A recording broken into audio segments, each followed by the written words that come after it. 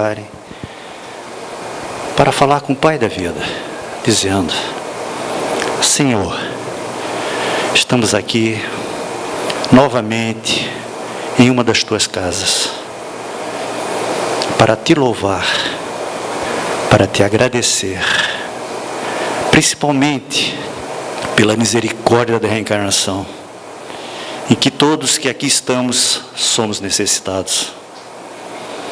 Te agradecer, Senhor, esta oportunidade divina de virmos novamente no lar que nos abrigou, com os nossos amores de outrora e outros de agora, para que possamos levar a êxito esta jornada. Sabemos, Senhor, da nossa inferioridade. Sabemos que precisamos muito do teu auxílio, do teu consolo, mas e principalmente, dá-nos a força necessária, Senhor, para cumprirmos o Evangelho de amor trazido por Jesus. Por isso, pedimos a renovação da nossa fé e das nossas esperanças. Aos mentores, amigos que aqui se encontram e que nos acolheram, que eles igualmente possam ficar conosco nesta reunião e possamos levar aos nossos lares tudo aquilo que viemos buscar de melhor a todos aqueles que estão conosco. Que assim seja. Temos a satisfação hoje de termos o Sidney Lourenço, que vai nos falar sobre o suicídio. Uma pergunta: suicídio? Viver é a melhor solução. Que Deus te abençoe. Queridos amigos, que a paz do Cristo esteja em nossos corações. O nosso querido Divaldo Franco narra em uma de suas palestras que, ao ver uma notícia no jornal de um homem que tinha cometido suicídio, porque ele, devido a problemas financeiros na sua empresa, e com medo de passar vergonha diante da sociedade, junto aos seus familiares, ele cometeu suicídio. Ele buscou então uma linha férrea e se jogou debaixo do trem. E Divaldo, ao ler essa história, pegou o nome desse homem e colocou no rol de preces, porque muitas das vezes ele tem atitude de algumas pessoas que pedem ajuda, ou alguém que ele atende, alguém que ele vê que necessita.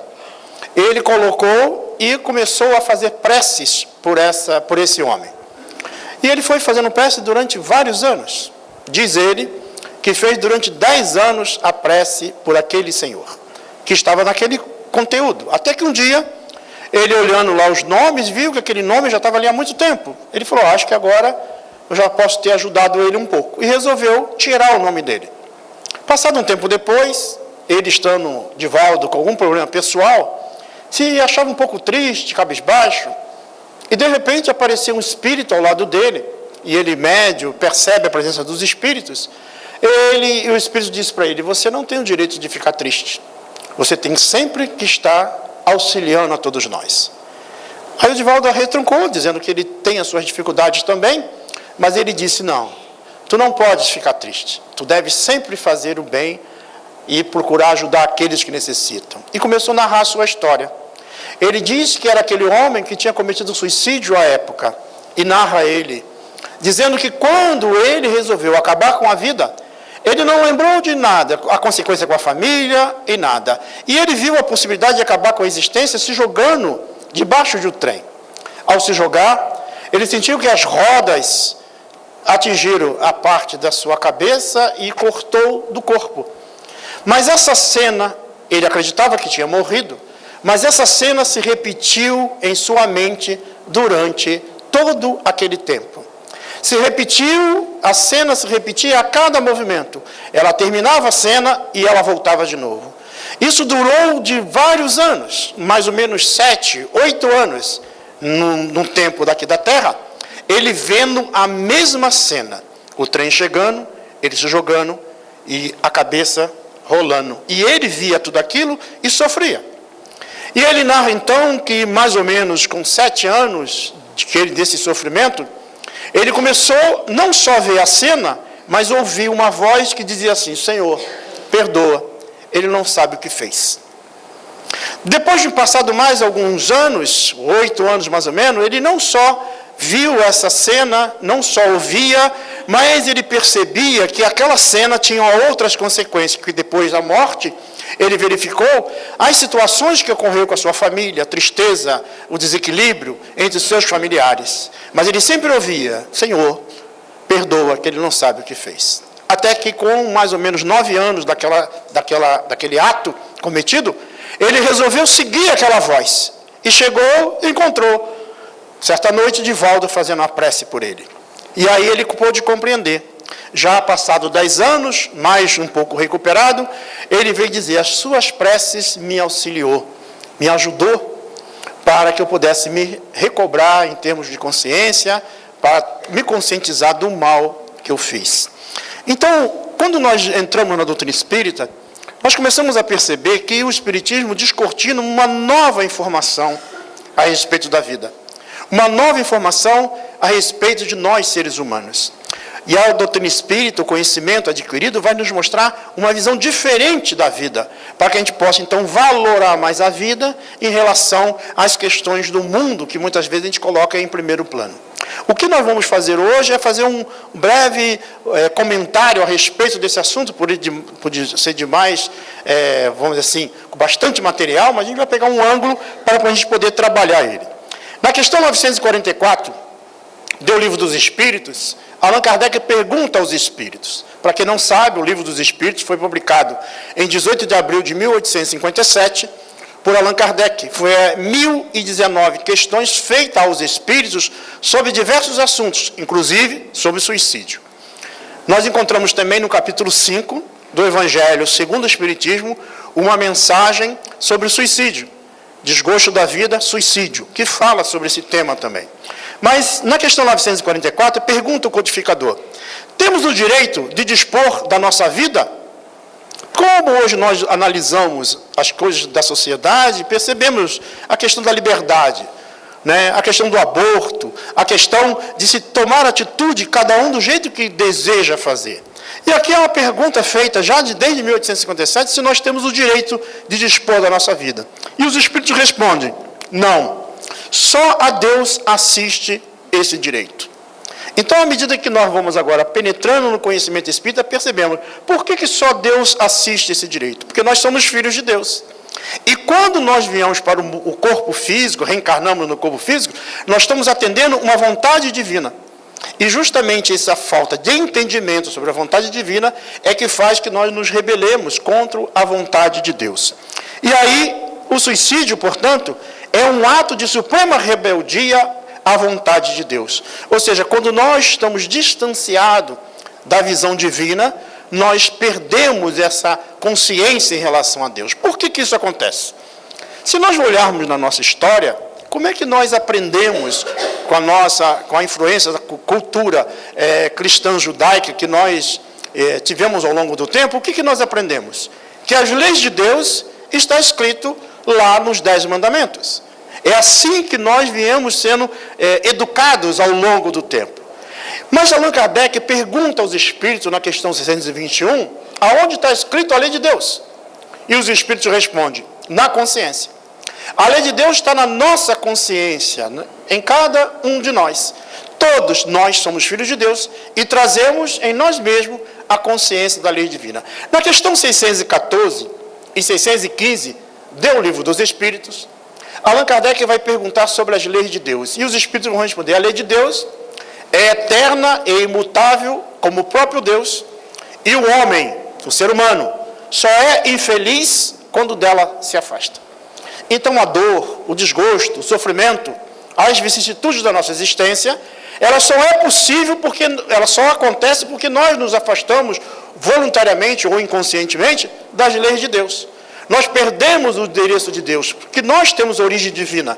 E muitas das vezes nós nos distanciamos, nos deixando levar pelas coisas do mundo, pelas coisas da matéria.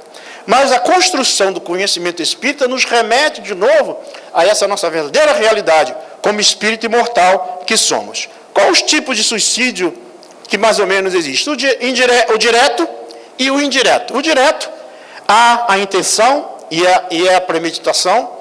Geralmente nas estatísticas mostra que o homem, o sexo masculino, ao tomar atitude, a atitude é muito mais agressiva e quase todos os atos acontecem de acontecer o suicídio.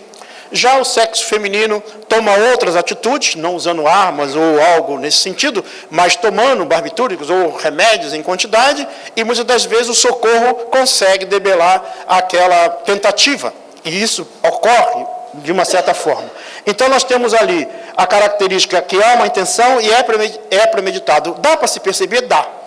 Aquele que convive com alguém que tem a tendência suicida, ele percebe, ele dá sinal, ele dá características que pode ser observado e deve ser feita uma intervenção para evitar que aconteça mal maior. Os indiretos, nós temos aí, que é o álcool, a bebida, que há uma intenção. Não há intenção, naturalmente, aquele que fuma, aquele que bebe, aquele que se droga, ele não está pensando em se matar, mas ele começa a gerar já uma deficiência no próprio organismo. Diz André Luiz, nas suas orientações dadas através do Chico Xavier, que são raros aqueles que permanecem no corpo o tempo que foi programado.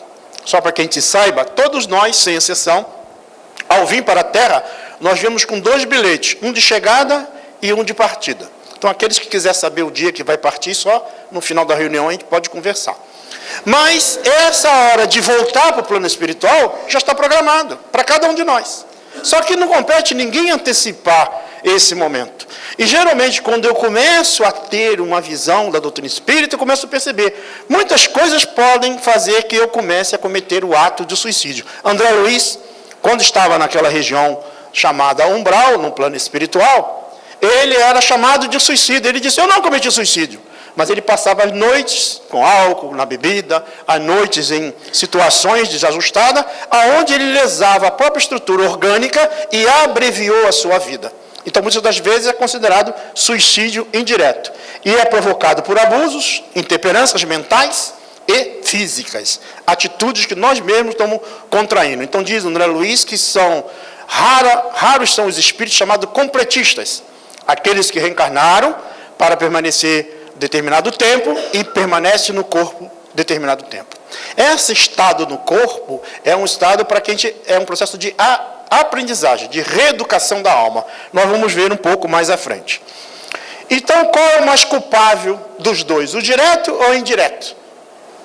E os espíritos vão dizer que depende, a culpa é proporcional à intenção.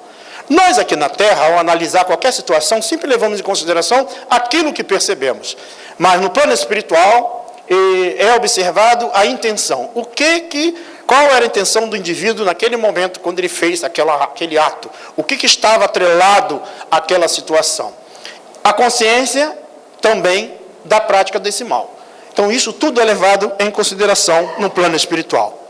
A hora do desencarne, como nós já vimos, com exceção do suicídio, todas as desencarnações são determinadas. Existe um momento. Allan Kardec, ao perguntar aos espíritos, na questão 872 do Livro dos Espíritos, ele pergunta sobre a fatalidade. E aí os espíritos respondem, não existe fatalidade nos atos da vida moral. Só existe fatalidade no instante da morte. Qual é esse instante da morte? É o momento em que, quando a vida do corpo o corpo é privado de vida, não tendo mais possibilidade do espírito permanecer, esse laço fluídico do perispírito se desconecta do corpo e então não é mais possível a alma retornar àquele corpo.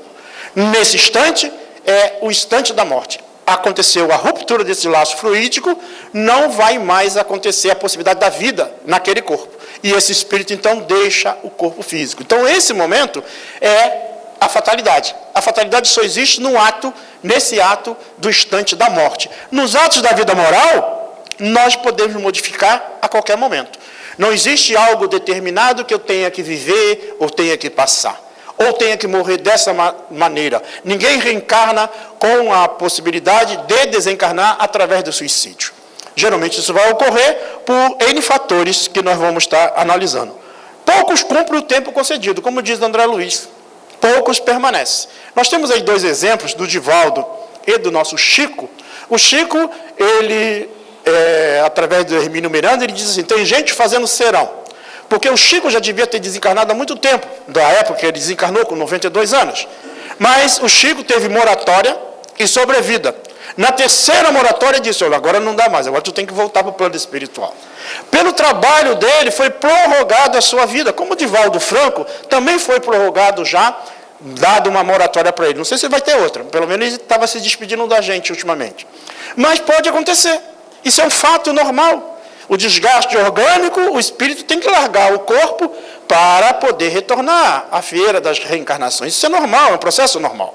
Então, se esse fenômeno é um processo normal, existem aqueles que abreviam. A grande maioria de nós abreviamos. Saímos do corpo antes do tempo. E é chamado, então, suicídio indireto. Causa do suicídio, falta de fé. A falta de crença em Deus, né? É responsável por quase a totalidade do suicídio. Então, o ato de falta de fé diante da vida, diante de Deus, diante das situações que a gente não vê uma resolução para aqueles casos, aquelas dificuldades, seja morais, seja físicas, seja econômicas, seja o que for, aí essa falta de fé, de suportar. E muitas das vezes nós estamos ungidos a uma dificuldade gerada por nós mesmos. Nós somos herdeiros de nós mesmos. Cada situação que ocorre conosco é devido a situações anteriores. Nós vamos ter a oportunidade de analisar um caso mais à frente. Maiores incitantes do suicídio, a incredulidade e o materialismo. Quando o indivíduo não crer que ele é um espírito imortal, ele acredita que acabando com a vida, acabará com o sofrimento. Pelo contrário, ele gera mais sofrimento ainda, com esse exemplo que eu dei no início, né? Desse homem que, ao cometer o suicídio, ele via a cena do trem chegando o tempo todo e tirando a sua cabeça, e ele vendo a mesma cena. Às vezes isso dura, como durou nesse caso 10 anos, às vezes dura 50, às vezes dura um século, às vezes dura mais de um século de sofrimento. Então, mostrando que, dependendo da situação da alma, ela sofre essas consequências. E dúvidas sobre a vida espiritual. Essa falta de crença na vida espiritual, do prosseguimento da existência após a morte, gera muitas vezes dúvida e leva aos indivíduos a cometer o suicídio achando que vai resolver as dificuldades. O que vai ocasionar esse tipo de atitude? Covardia moral diante das decepções e sofrimento. Muitas das vezes, aquela dor, aquela perda, aquele sofrimento que nós estamos vivenciando hoje, é como se houvesse um retorno. Todos nós, sem exceção, estamos retornando, às vezes, no mesmo processo, na mesma estrutura, seja moral, familiar, social, como muitas das vezes abandonamos em vida passada. Para conviver de novo com as mesmas situações, para superá-las, não para cair novamente. E geralmente nós somos recalcitrantes, já às vezes 2, 3, 4, 10 vezes. Muitas das vezes, ao chegar no plano espiritual, já tive a oportunidade de falar isso aqui, quando a gente falou sobre os anjos de guarda, espíritos protetores. Muitas das vezes chegamos no plano espiritual, reencontramos o nosso espírito guia, que é sempre um espírito superior a nós, ao nos receber após a morte do corpo físico, e ele vem conversar conosco, nos receber com muito carinho. E a gente chega para ele pergunta, e aí, como é que foi? A gente diz, na Terra foi difícil. Você caiu de novo. Caí de novo. Mas é a 10ª vez que tu caiu. Na mesma coisa. Mas não consegui. Então tu vai voltar de novo. Só que agora vai complicando um pouquinho mais, até que você passe a ter consciência e passe a agir. A didática divina, muitas das vezes, a gente não entende como é que funciona o mecanismo. Existe os acompreencimentos dos individuais e existe coletivo. Nós geramos muitas vezes dificuldades coletivas e geramos dificuldades individuais. Essas tantas dificuldades, seja individual ou coletiva, elas têm que se ajustar, porque a lei de Deus é uma lei de harmonia. Não tem como fugir. Essa lei que está na nossa consciência, não tem como fugir desse processo. Por mais que eu possa recusar, por mais que eu não acredite, não precisa ser espírita para poder reencarnar, porque mesmo aqueles que não são, que acreditam, por exemplo, que vão, como acontece aí nesses atos terroristas, acreditando que acabando com a existência vai encontrar uma situação outra do outro lado. Na realidade, o ato de se auto-explodir-se ou explodir-se com outras pessoas gera uma deficiência orgânica no futuro através dos malefícios, do desequilíbrio no perispírito. A causa de todos os males que assolam o mundo atual está na ausência de uma visão mais espiritualizada da nossa existência. Então, quanto mais for a visão espiritualizada, quanto mais divulgarmos a ideia que a vida prossegue da sepultura, mais vamos forrar o ser humano, nós vamos nos forrar de elementos para evitar as angústias da alma e nos permitir atitudes contrárias à própria vida, contrárias às leis divinas. E à medida que avançamos, vamos crescendo nesse sentido. Somos chamados para valorizar a vida, a compreender o sofrimento como processo educativo e reeducativo da nossa personalidade. É mais ou menos o processo que nós estamos vivenciando hoje. Seja social, seja a natureza da nossa própria sociedade, como civilização, como país, seja a humanidade de uma forma geral, e seja individualmente. Cada um de nós temos o nosso pedaço, o nosso quinhão a se ajustar. Como é que esse processo ocorre? Consequência do suicídio. Ao acontecer o suicídio, o primeiro ponto que ocorre com o indivíduo é o desapontamento. Ele acha que vai sumir, vai virar fumacinha, não vai ver mais nada. Pelo contrário, a vida não se extingue com a morte. Ele se encontra vivo após a morte, em situações deploráveis, em sofrimentos deploráveis. Por quê? Porque ele está vinculado a uma estrutura orgânica na qual ele não consegue se desvencilhar com muita facilidade. Então vamos entender como é que isso funciona. Nós temos aqui a estrutura, o ser humano, o homem, né? Nós temos aí a alma ou o espírito. Então, a sede das sensações, da percepção e do sentimento é o espírito. Quem sente, quem ama, quem odeia é o espírito. O perispírito é um elemento intermediário que serve de instrumento para o espírito, por ser de uma determinada essência, de uma quinta essência, para poder atuar no corpo físico, na estrutura orgânica, que é um envoltório material. Ele se forra, ele se envolve, ele absorve do planeta na qual ele vai reencarnar a parcela ideal do fluido cósmico universal para a formação do seu perispírito. E como é que ocorre esse fenômeno? Vamos entender como é que ocorre o fenômeno da vida, de reencarnar, para a gente poder entender como é que funciona o desencarne.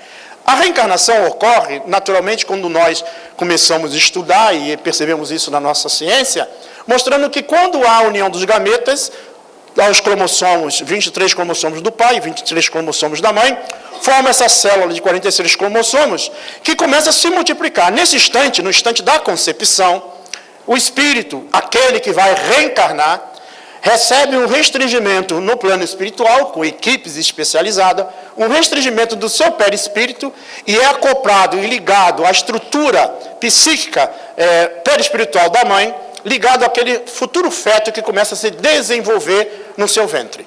Esse feto, à medida que ele vai se desenvolvendo, ou seja, as células vão se multiplicando, começamos com essa célula diploide, até chegar a esse trilhão de células que nós possuímos, ela vai se novelando, o perispírito vai se novelando célula a célula.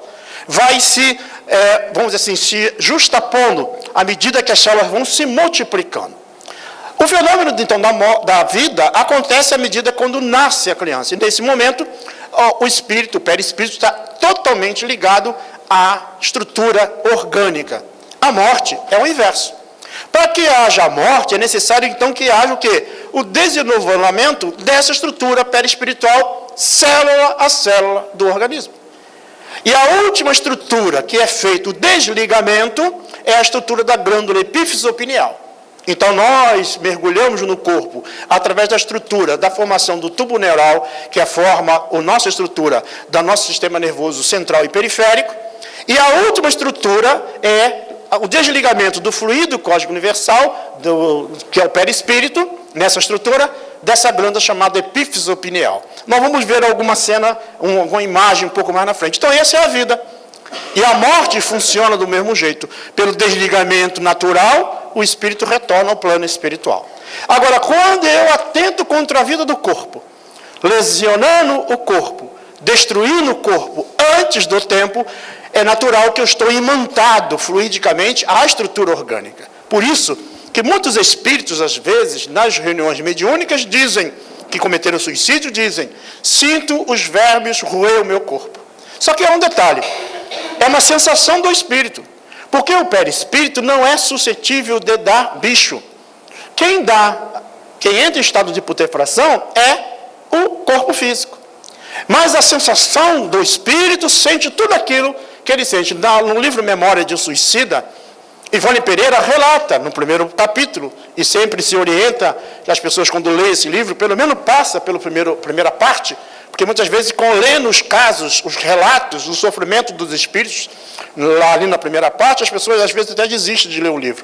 Mas é importante, para poder ter ideia do sofrimento da alma. Mas lembrando que, como nós somos espíritos, seres imortais, essa dor ela é temporária, que foi interpretado em outras crenças como uma dor, um sofrimento eterno.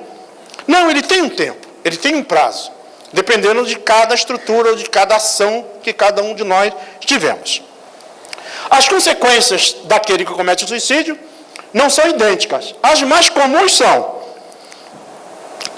se localizar em regiões de sofrimento, e aí nós vimos no filme Nosso Lar, o André Luiz, por exemplo, ficou durante 8 anos nessa região chamada umbral, que é uma região intermediária para o desgaste dos processos mentais que nós geramos ao longo do tempo.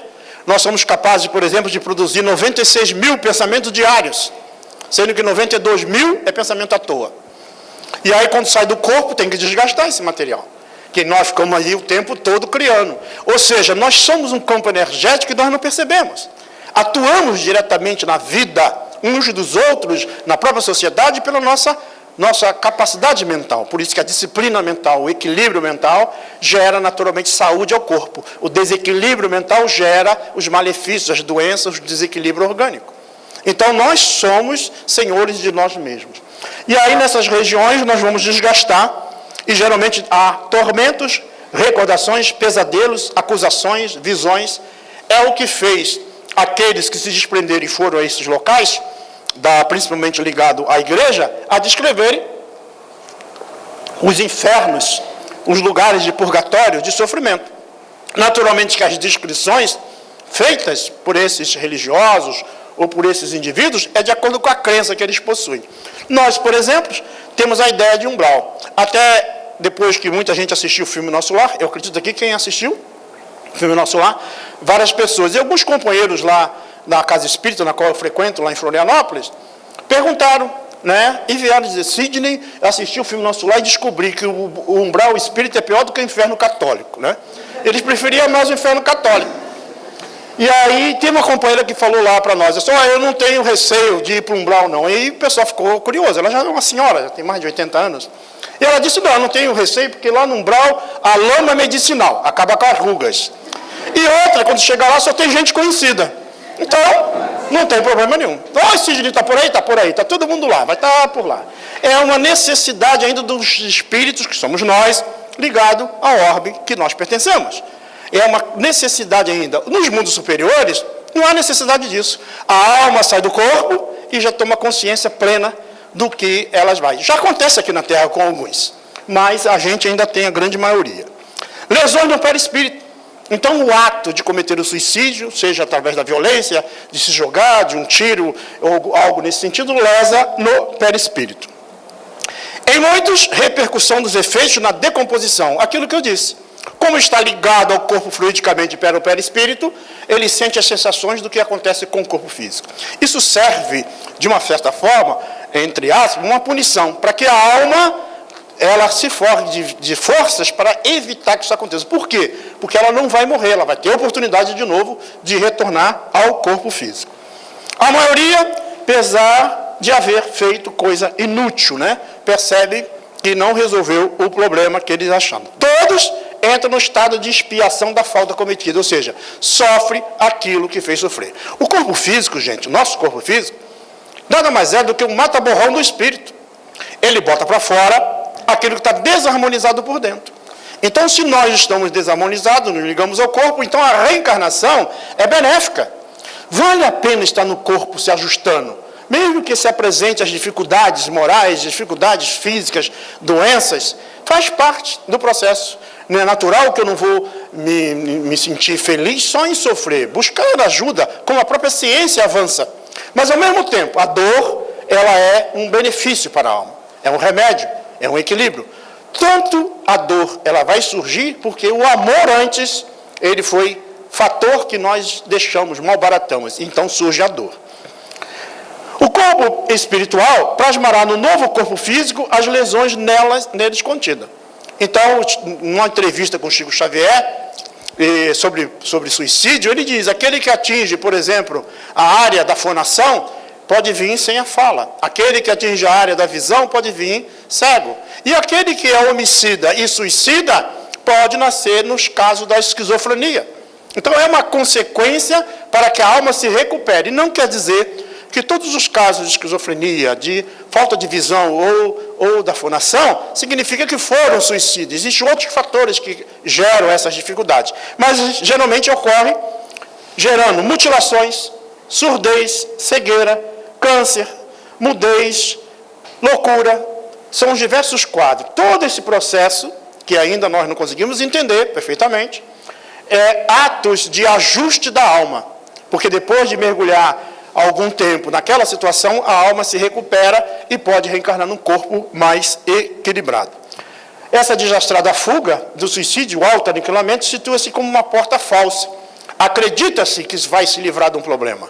E, na realidade, esse problema não é resolvido. As futuras reencarnações, então, vão gerar deficiência no perispírito. Vamos analisar um caso. Aqui é um desencarne normal. Um desencarne pelo processo normal, para a gente poder ter ideia como ocorre o desencarne. Eu fiz agora há pouco tempo, na fala, como é que acontece o reencarne, né? Através das ligações dos gametas masculino e feminino, gerando um novo corpo. Agora, como é que acontece o desencarne? Aqui nós temos o caso do Dimas, 50 anos de idade, médium, é um espírita, colaborador, diz André Luiz, né, no livro, está aqui o livro, né, que nós botamos, Obreiros da Vida Eterna, tá? Que a gente pode ler esse caso lá. E ele, então, está lá, sempre a serviço dos necessitados, sempre trabalhou. Aí, o que acontece com Dimas? Aí, os espíritos foram ver Dimas, que está deitado ao leito na sua casa, para a casa de magnetização. O que eles vão fazer? Eles vão magnetizar Dimas para fazer o processo de desencarne dele. Promover a desencarnação de Dimas, esse é o objetivo. Aí está lá os assistentes, que foram lá junto com o André Luiz, né, e o mentor espiritual. O local, residência de Dimas, numa cidade brasileira. O estado do paciente, olha o quadro dele. Cirrose, fígado desorganizado, estômago, pâncreas e duodeno com anomalias, rins praticamente mortos, sintomas de gangrena em todo o organismo, o coração trabalhava com dificuldade. Então, mostrando que o corpo físico já não tinha mais possibilidade de manter a vida. Só que tem um detalhe, a vigília. A sua esposa, do médium, mantinha-se firme ao seu lado, emitindo forças mentais de retenção amorosa, que prendiam o moribundo em vasto emaranhado de fios cinzentos. Então ela, muito amor por ele, não querendo que ele desencarnasse, ela o envolvia sem saber, inconscientemente, numa energia que dificultava o desencarne. E aí o que o mundo espiritual faz? Jerônimo apontou-a bondoso e explicou, nossa pobre amiga é o primeiro empecilho a remover. Improvisemos temporária melhora para o organizante. Lembram quando a gente vê e noticia a melhora da morte? Que muitas vezes a pessoa está em estado e ela volta, a família relaxa e aí é o desencarne. É o mecanismo que o mundo espiritual encontra para que isso aconteça. Então o que eles fizeram?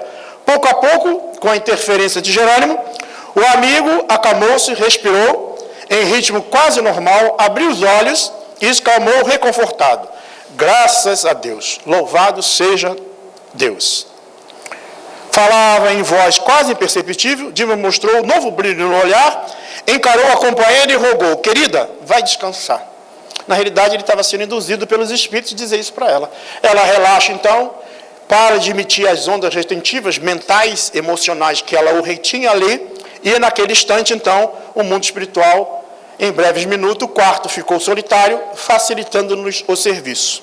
E aí, eles começam, então, a fazer o processo de desligamento do espírito do corpo. Lembram que quando reencarna, nós nos novelamos no perispírito, no corpo físico, uma célula do corpo físico, célula a célula.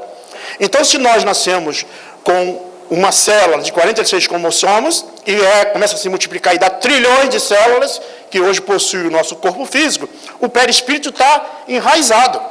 agora precisa se desligar. Então começa a haver o desligamento. Aí começa o isolamento no sistema, operações magnéticas feitas pelo mundo espiritual. É assim um desencarne normal, tá? Não dá trabalho nenhum. Já deu para perceber, né? Como é que o mundo espiritual faz, né? O sistema simpático neutraliza o cérebro, e aí começa a haver o desligamento. Está aqui, ó, 3 regiões. O centro vegetativo, que é o centro, né? Principalmente essa área onde nós armazenamos muita energia, principalmente quando tem uma mesa farta, né? Então, o centro vegetativo, que começa a haver o desligamento. Depois, o centro emocional.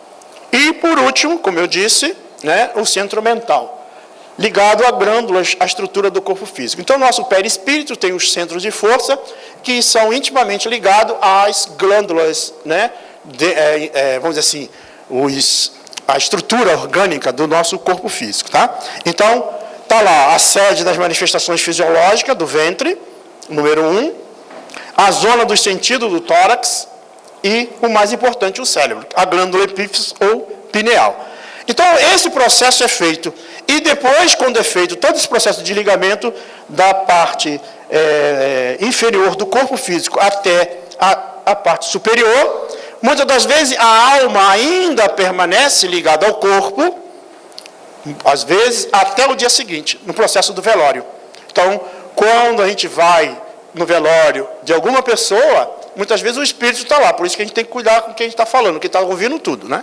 Então a gente tem que cuidar, falar bem dele, né, de preferência. Mas ele está lá, ligado ainda com esse cordão prateado, que é extensão do perispírito, ainda no corpo físico. Depois do velório, geralmente 24 horas, 48 horas depois, é feito o desligamento. Eu sei que está pairando na cabeça de vocês a dúvida, mas se eu for ali para o crematório, procura se desligar rapidinho, né? Porque senão, depois que tacar fogo no corpo, mas fique tranquilo, o perispírito não é suscetível de pegar fogo.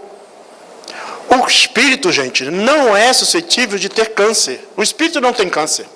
O espírito não é Down, o espírito não é perneta. Não tem essas deficiências. Quem tem essas deficiências é o corpo físico. Para que o espírito possa aprender com isso. Por isso que essas limitações é orgânica. Depois que passa essa fase, volta ao plano espiritual, aquele que não vê, voltará a enxergar. Aquele que não fala, voltará a falar. Aquele que não anda, voltará a andar. Essas limitações ainda é de acordo com o nosso grau evolutivo. É um processo de aprendizado. Por isso que a dor é uma bênção. É difícil de aceitar, mas a dor é uma bênção. Não a dor procurada por prazer, por masoquismo, mas a dor que é gerada por uma necessidade de recuperação da alma. E aí, muitas das vezes, e o crematório leva, nós já tivemos alguma situação que às vezes as pessoas nos convidam, né? Alguém que desencarne, não que ninguém, eu estou falando para me convidar e ir no velório, mas me convidam para tudo, né? Para qualquer coisa a gente vai.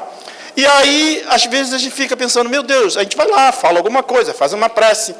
E aí, conversando com o pessoal ali do crematório, aqui, né? Bem pertinho da gente, e ele disse, ainda você vai levar mais uns 2 dias ainda para poder acontecer. Então aproveita, né? Tem 48 horas, 72 horas, se desliga. Agora, aquele que está muito preso ao corpo, ainda mais aquele corpinho que você ficou cuidando, e bota botox, bota isso, bota aquilo, e não quer se largar do corpo, depois vai dar problema. Então já vai treinando, né? Ainda mais bem materiais, que às vezes se desliga, família, fica preso. Gente, nós estamos no corpo, estrutura familiar, social, para o aprendizado. Não temos posse de ninguém. Nada nos pertence. Ou melhor, a única coisa que nos pertence, que é atributo da alma, que nós levamos conosco, é apenas 3 coisas. A inteligência, o conhecimento e as qualidades morais. O que é do corpo, tem gente que não gostou muito. O celular vai ficar, não tem jeito. Por mais bonitinho que seja. O carro lindo, maravilhoso, vai ficar. E por vezes já deixa destinado para alguém, para depois não ficar lá do outro lado. Não é para dar para fulano, é para dar para ciclano. Sem briga. Porque é uma realidade da vida, a morte. Ao chegar do outro lado, você vai ter que dar conta de ti mesmo. E aqueles que permaneceram no mundo espírito, no mundo material, vai ter que continuar a sua existência. E se por acaso meu ente querido foi na frente, eu tenho que orar por ele.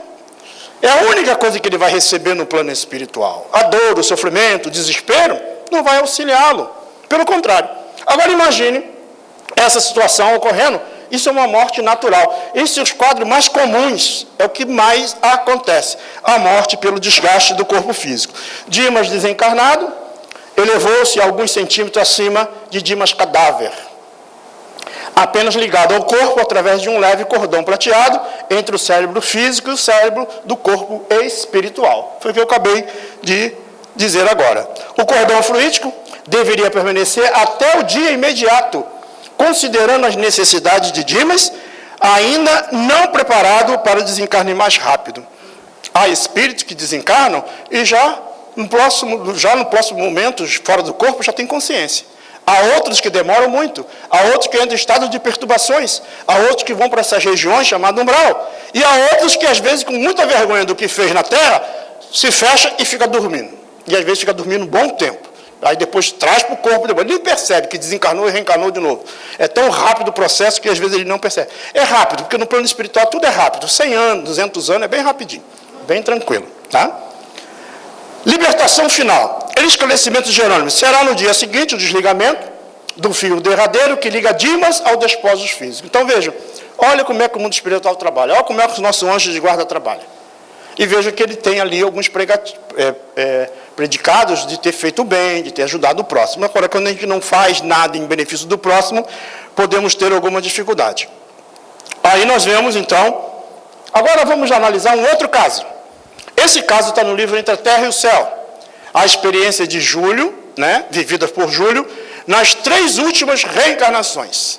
Agora um caso diferente. Tá? Aí nós temos aí as 3 últimas reencarnações de Júlio. Na antepenúltima reencarnação dele, reencarna como militar na guerra Brasil-Paraguai. É aquela tríplice aliança que aconteceu aqui, onde o Paraguai, a guerra Brasil-Paraguai, que teve todo esse processo. Ele era um militar. Veja que ele é um militar jovem, mas olha a atitude. Essa atitude gera comprometimento. Então a atitude dele qual foi? Seduz a esposa do seu melhor amigo e depois é traído por ela. Ela o trai porque ela tinha comportamentos assim e ele acreditava no amor dela, mesmo assim seduzindo, ou seja, entrou no relacionamento dela com o amigo. E aí o que acontece? Quando ele é traído por ela, ele não resiste e tenta contra a própria vida. Ele, então, sorve grande quantidade de veneno e sobrevive à intoxicação. Quando ele toma o veneno, ele lesa a área da traqueia. E lesa essa área correspondente na estrutura do perispírito. E aí, mesmo assim, ele não morre. Mas, depois, uma atitude ainda impensada, de grande abatimento, adquire extensa chaga na garganta e depois ele suicida-se nas águas de um rio. E ele comete suicídio. Aí o que acontece? Vai para o plano espiritual. De que forma? Sofreu muito, carregando no corpo espiritual as moléstias que infligiram à própria garganta, em consequência do suicídio e os pesadelos da asfixia. Então, agora ele está em espírito com o perispírito, e o perispírito guarda a semelhança da estrutura do corpo. Por exemplo, se eu tivesse desencarnado, vindo de Florianópolis para cá, e não fizesse a palestra, eu parecia assim, desse jeito, moreninho, para dizer para você, gente, não vai ter palestra, porque eu acabei de morrer ali embaixo. Com certeza metade não ficaria aqui, para olhar.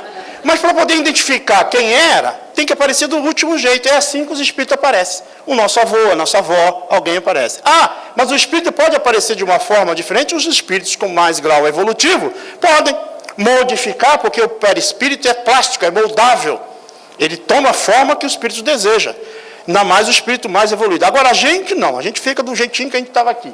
E se dá muito satisfeito se a gente tiver luz para enxergar do outro lado. Mas, mesmo assim, olha o quadro dele. A área do perispírito, ele sentia dor. Que dor é essa? Era uma dor física? Era uma dor de sensação? Ou era uma dor moral? O ato cometido desorganiza energeticamente a estrutura do perispírito e ela fica vinculado àquele ser pensante. Toda a dor, todo o processo. Bom, aí o que acontece? Reencarna de novo. Só que agora ele reencarna e ele precisava agora sair do corpo de novo, sem um processo agora de ele buscar a morte, mas um processo natural dele sair do corpo, para começar a entrar no processo de ajuste. E agora como jovem. Só que é um detalhe. Nessa nova existência agora, aquele amigo dele é viúvo. Tem 2 crianças. Um é o Júlio. E ela, aquela que o abandonou por causa dele, levou o Júlio ao suicídio, agora ela é a segunda esposa. Que quando vai contrair núpcias com ele, ele já tem 2 crianças. E uma delas é Júlio, que ela não identifica pelo véu do esquecimento, pelo processo reencarnatório, mas ela tem dificuldade com aquela criança. Mas mesmo assim, depois ela é criança muito pequena, brincando na praia, desencarna na fase infantil, tragada por uma onda do mar, e retorna ao plano espiritual, agora na estrutura do perispírito infantil. E é recolhido num espaço no plano espiritual chamado do Lar da Bênção, que é coordenado por Meimei Blandina, que é descrito no livro. Sofria pesadelos, como se estivesse se afogando, e padecia de constantes dores de garganta. Vejam, ainda a dor de garganta. Agora, ele reencarna novamente, na última reencarnação dele. Renasceu novamente entre as almas ligadas. Agora ele nasceu como filho dela. Quando ela gesta esse período, né, do reencarne dele, ela, a mãe, sente tudo aquilo que o espírito sentia. O período da gestação dela é um período com dificuldade. Ela tem inflamações na garganta, ela tem toda uma indisposição, porque o feto, o espírito que está ali, vinculado a ela por desavenças, desequilíbrios de vidas passadas, um transmite para o outro. Por isso que muitas vezes o processo reencarnatório deve ser cercado de cuidados, porque esse processo reencarnatório está fazendo que essas almas se ajustem, se resgatem.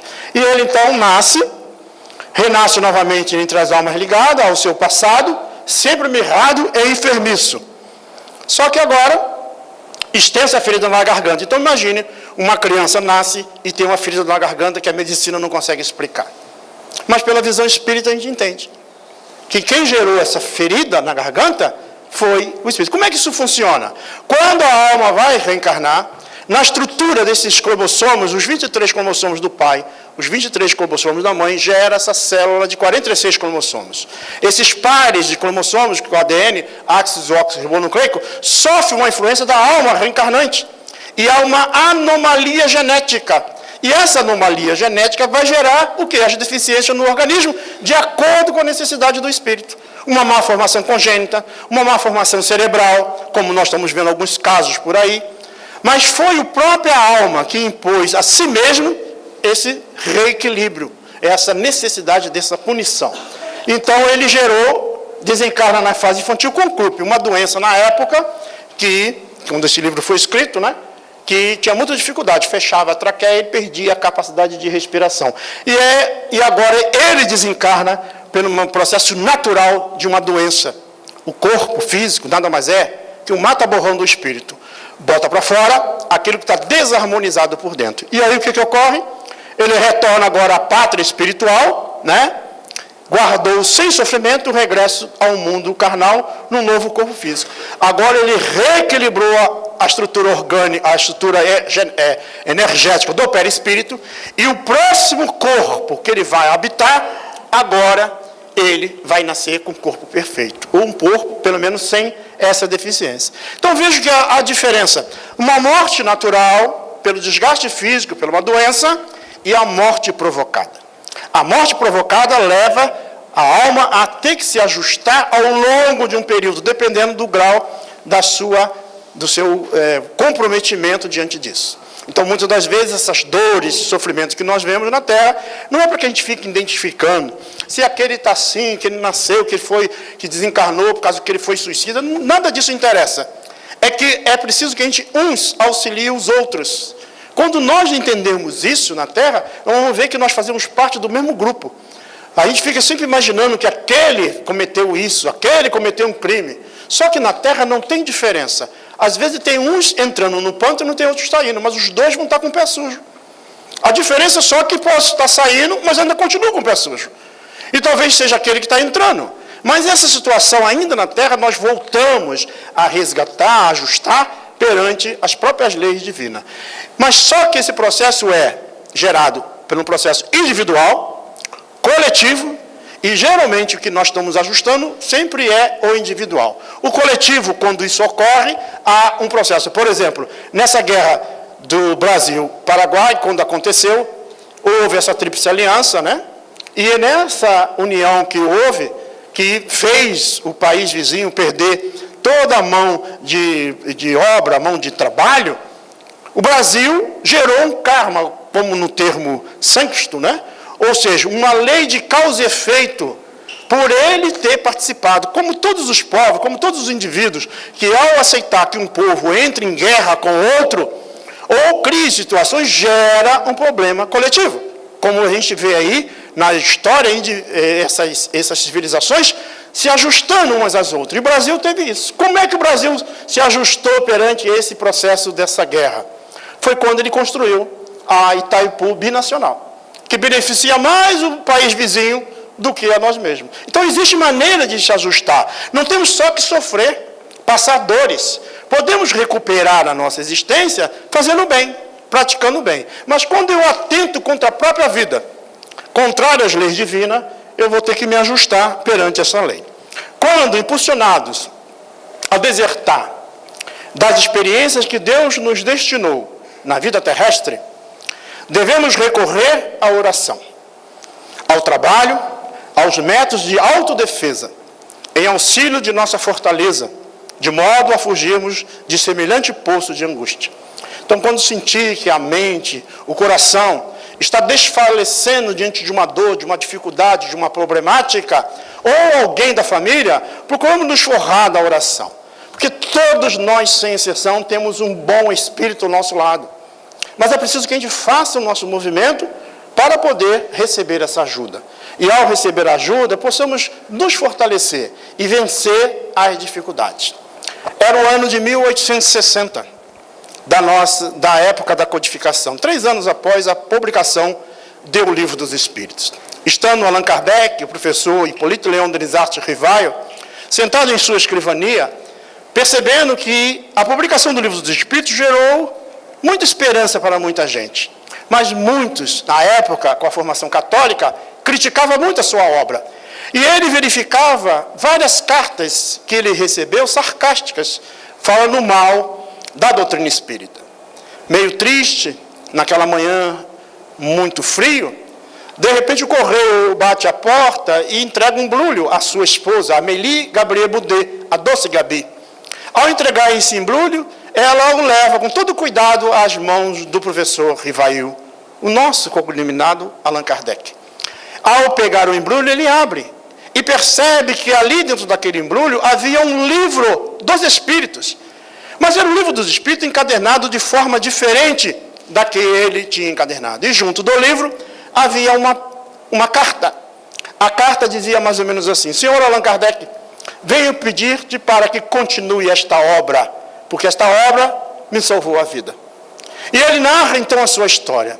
Dizia ele na carta: Senhor Allan Kardec, eu me casei muito jovem com aquela amada que o meu coração se enchia de alegria.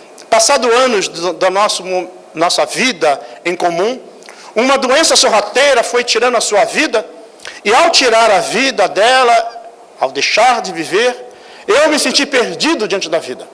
Eu acreditava que não precisava mais viver, porque aquela que eu amava tanto não estava mais comigo. Eu sou encadernador de profissão. Meu chefe já me ameaçava com a dispensa, porque eu não conseguia mais concatenar um pensamento para o trabalho. Até que um dia, eu resolvi acabar com a minha existência, a sair da vida, para não mais sofrer, não passar mais a dor. E eu realmente busquei acabar com a existência. Esperei a noite cair e busquei o rio Sena, numa ponte Maria, para que eu pudesse me precipitar do outro lado, lá embaixo, para que pudesse morrer. Aquela luz tosca ali próximo, esperei os transeúntes passarem, para que não tivesse mais ninguém para observar, porque ali eu estaria acabando com tudo e pararia esse sofrimento. E quando eu busquei a ponte, ao me pendurar no parapeito, senti algo cair aos meus pés. Meio irritado e curioso, baixei e peguei, era um livro. E aí, meio curioso, li logo no frontispício do livro, dizendo assim: esta obra me salvou a vida, leia e faça bom proveito, a Lorete. E ao ler essa obra, e me chamou a atenção, meio curioso e irritado, comecei a ler. E li uma questão que dizia: aquele que se mata é um louco que não sabe o que faz. E ao ler as páginas desse livro, que na primeira edição era 502 questões, eu comecei a mudar o meu pensamento. Eu percebi que a vida prosseguia além da sepultura. E eu te pedi, professor Allan Kardec, para que continue esta obra porque esta obra também me salvou a vida. E eu pus na frontispício também, esta obra me salvou a vida também. Joseph Perrier. Allan Kardec, naquele momento, se encheu de forças e coragem para prosseguir a obra. E ele percebeu, se o Livro dos Espíritos foi possível salvar uma vida, é possível salvar duas. Se é possível salvar duas, é possível salvar 10. Se é possível salvar 10, é possível salvar 1000. E se é possível salvar 1000, pode salvar 1 milhão. Então, o Espiritismo matou a morte. E ao matar a morte, veio mostrar para nós que nós prosseguimos além da sepultura. E ao prosseguir, todos nós nos reencontraremos do outro lado para ajustar, para afinar, para fazer algo diferente diante da vida. Mas todos nós somos filhos de Deus, sem exceção. Mesmo aqueles que são pichados pela sociedade, que estão em situações diversas na sociedade, são filhos de Deus.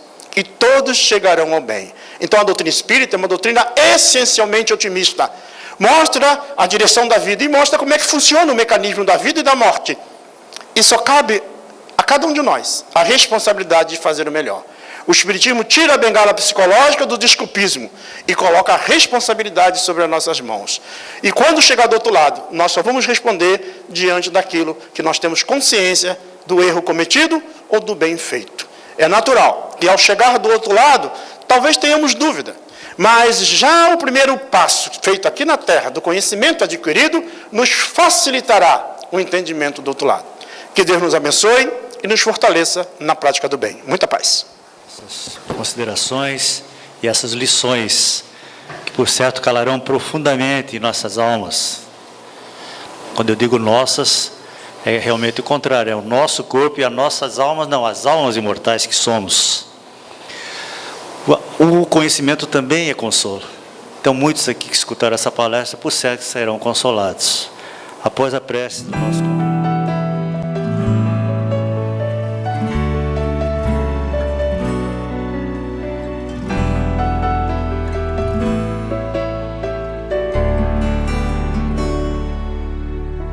Se a gente seguisse o seu caminho, seria feliz. Se a gente ouvisse os seus conselhos, seria feliz. Se fosse manso como ele, seria feliz. Tinha mais coragem e determinação pra mudar. Se a gente compreendesse mais o que ele deixou, seria caridade e paz, amando o amor. Não ia mais ficar chorando, nem se lamentar. Quem seguir o seu exemplo vai se iluminar. Quando acusados ou amor, caluniados ou perdão, quando traídos ou a luz do coração, quando atacado ele sorriu, elogiado ele nem viu. Meu irmão Chico, nossa eterna gratidão. Quando acusados ou amor, caluniados ou perdão, quando traídos ou a luz do coração, quando atacado ele sorriu, elogiado ele nem viu. Meu irmão Chico, nossa eterna gratidão. Se a gente seguisse o seu caminho, seria feliz. Se a gente ouvisse os seus conselhos, seria feliz. Se fosse manso como ele, seria feliz. Tinha mais coragem e determinação pra mudar. Se a gente compreendesse mais o que ele deixou. Seria caridade e paz, a mão do amor. Não ia mais ficar chorando, nem se lamentar. Quem seguir o seu exemplo vai se iluminar. Quando acusados ou amor, caluniados ou perdão, quando traídos ou a luz do coração, quando atacado ele sorriu, elogiado ele nem viu. Meu irmão Chico, nossa eterna gratidão.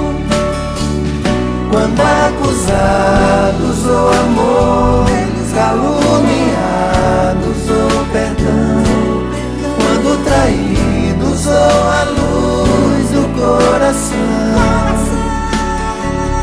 quando atacado ele sorriu, elogiado ele nem viu. Meu irmão Chico, nossa eterna gratidão.